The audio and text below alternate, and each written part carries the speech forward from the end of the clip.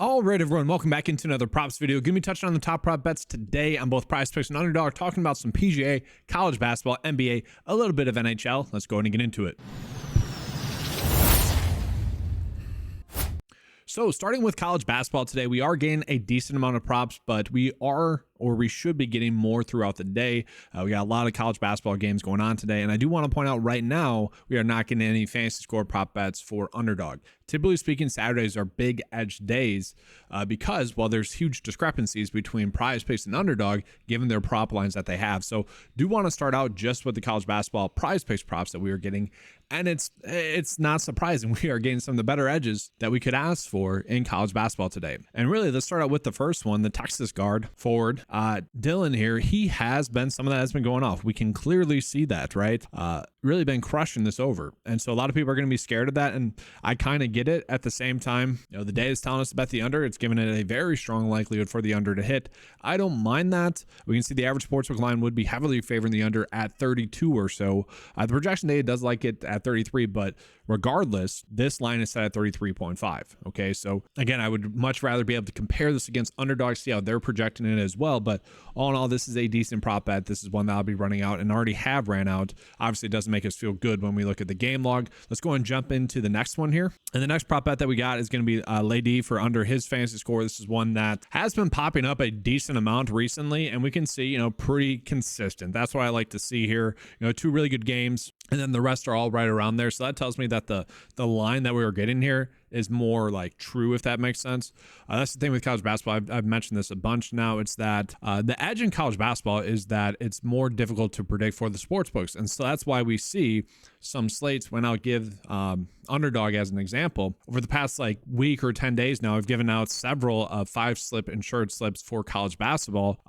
Basically, all of those went like 4 for 5 with the correct lines hitting. The one outlier was a day in which we went 1 for 5. And so that is a thing that happens a lot in college basketball, is that either PrizePicks or Underdog, they're either really correct that day, it seems like, or they're not.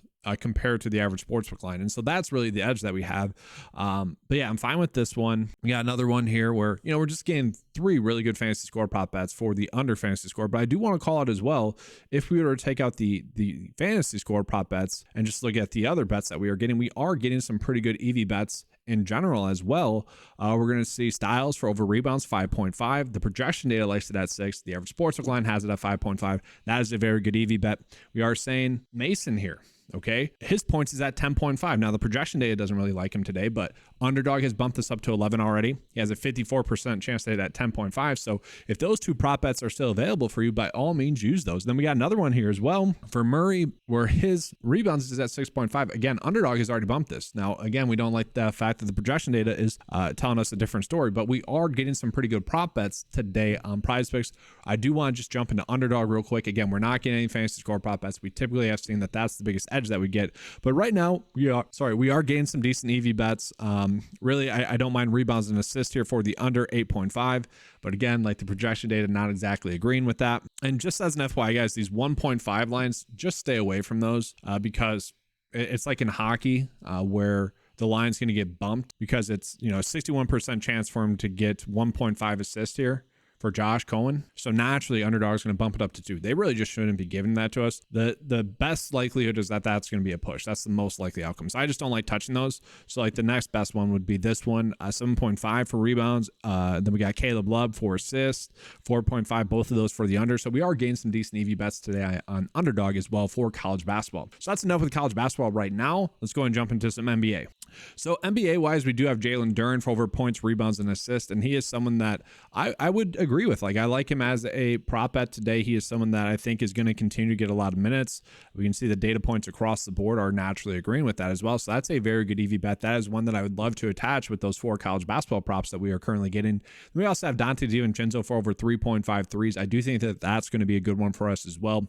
He is someone that has been consistently shooting double-digit 3 balls, and his prop line for this has ranged from 4.5 to 3.5 a bunch. And to me, at 3.5, that's wrong. It probably should just be at 4. You know, that I'm surprised they're not just giving that as a push, or I'm just surprised that they're giving us that line. From there, are there any prop bets that I like too much? Not right now. I just like rolling with those 2 EV bets that we are getting. And then just jumping into some hockey real quick. We are not again, getting that many great lines, especially where the projection data agrees. We got John Carlson, slight edge there, but that's not like a big enough one for me. So for the most part, PrizePicks Underdog as well. They've both been annoying with their hockey props because they're really not giving us a reason to play hockey props with how they're giving us those lines. So there's no point in really attacking those with how the lines are that they've been giving us. I do want to touch on discrepancies, and I do want to get into some PGA props as well. So right now, discrepancies wise, again, not the biggest edge today, discrepancies wise. Really, all the lines are correct. The slight edge that we have here is total games here for, I don't even want to butcher her name, but yeah, that's a decent edge there. We also have saves here. That's a very decent middling opportunity there as well. Chances are, obviously, it's either going to be a 4 or 5 for save. So not terrible there. That's really the only edges that we were getting. And really, this is the best one that we were getting because it shouldn't be that great of a difference, maybe 0.5. So a decent edge there. Do want to jump into some PGA real quick as well. And I actually want to concentrate on these strokes props and really these ones right here. So like EVR, and I should say his full name, Erik van Rooyen right here, guys. The PrizePicks line is set at 69. The underdog line is set at 68. That to me, and I get that the average sportsbook line, which is just taking in the course average and also taking in what the average line is that's given between PrizePicks and underdog, it's at 69.8. In a weird way, kind of ignore that. I think the line should be at 68.5, especially when you compare it against some of these other golfers that are getting 68.5. Like Erik van Rooyen was just as good of a play as Jaeger, better than Jake Knapp this week, almost about the same as Grillo. And so his line shouldn't be at 69. It should be at 68.5. Same thing with Olesen. I know he let us down yesterday on the Flex Friday slip. He started with a double bogey. If he just makes par there, just started out cold. If he just makes a par there, he does hit the under strokes for us. Could be a beneficial thing for us today. Maybe that helps him out today. Just don't double bogey the first hole. That one seems to be a good one for me. And then Patrick Rodgers as well. He's right along there with someone like Erik van Rooyen, where like compared against Andrew Novak, like Rodgers, EVR, those were two better golfers on the week compared to Novak. Matt Wallace as well. Like they should be at 68.5. I don't really get why we're not getting that line. And the fact of the matter is, underdog has it correct with those ones. And so I do think that was worth calling out because I do think we are getting a decent edge there. So I'm fine betting the under, even though like the data tag tells us to bet the over. Again, I think that's just a decent edge that we are getting. And right as I was going to give you guys the bet of the day, we are getting some fantasy score prop bets for underdogs. So let me go ahead and refresh the data on my end, and then we'll be able to compare some lines, see if we're getting some big discrepancies or not. All right, and here we go. So we did get the update here. So I do like the fact that for the top one here, that the fact that underdog is telling us that the PrizePicks line is probably a little bit too high, but we are seeing some consistency across the board there. So that tells me that kind of the edge that we're projected to get should be correct. So that's seemingly a good prop bet there. We got Duke Kyle here. He seems to be someone that's always popping up this way. But again, guys, this should never be like a 2 for a prop line difference. Really, it should never be more than 1. I can see why with fantasy score one site would be a little bit different, but that's a decent prop line difference. And let's just toss in the prop line difference there as well. And so we're going to see that's a pretty big prop line difference. So yes, on PrizePicks, that seems like a good under bet. And then we continue on. Again, we're getting some slight edges here, but this is going to be a better bet on underdog for Babcock there. So it is all about making the best decisions possible on each site. So that's going to be one that we want to use more on underdog, where the first two are going to be more ones we want to use on PrizePicks. That's just the route to go. That's the logical route to go. For Lay D here as well.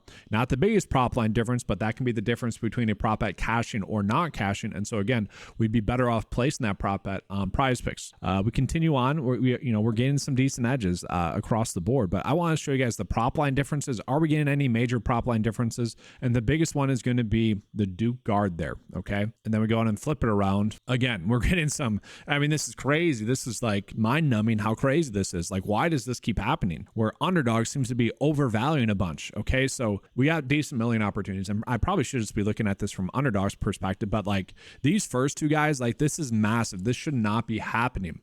This is where on PrizePicks, I want to bet the over. On underdog, I want to bet the under.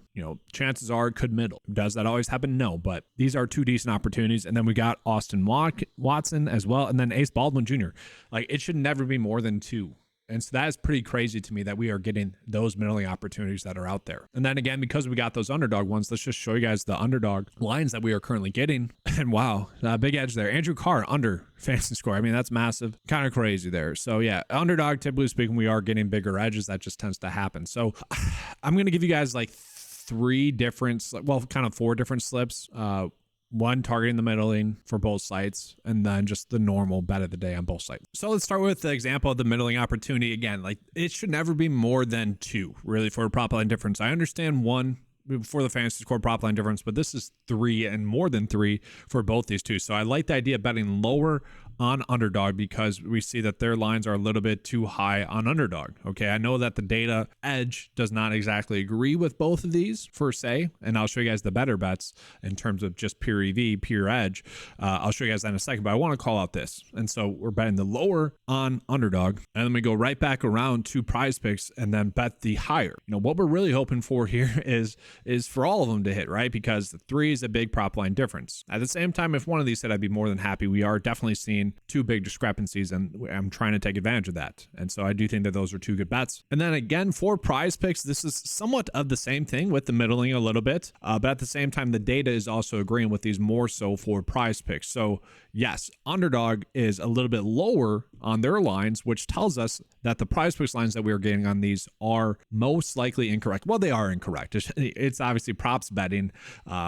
They can get there, right? It's betting. That stuff happens all the time. But yeah, we do know that on paper that these are incorrect. Hopefully they all hit. And you guys know by now, I hate giving out a 3-slip bet for prize picks because the payout is not as good as it would be on underdog.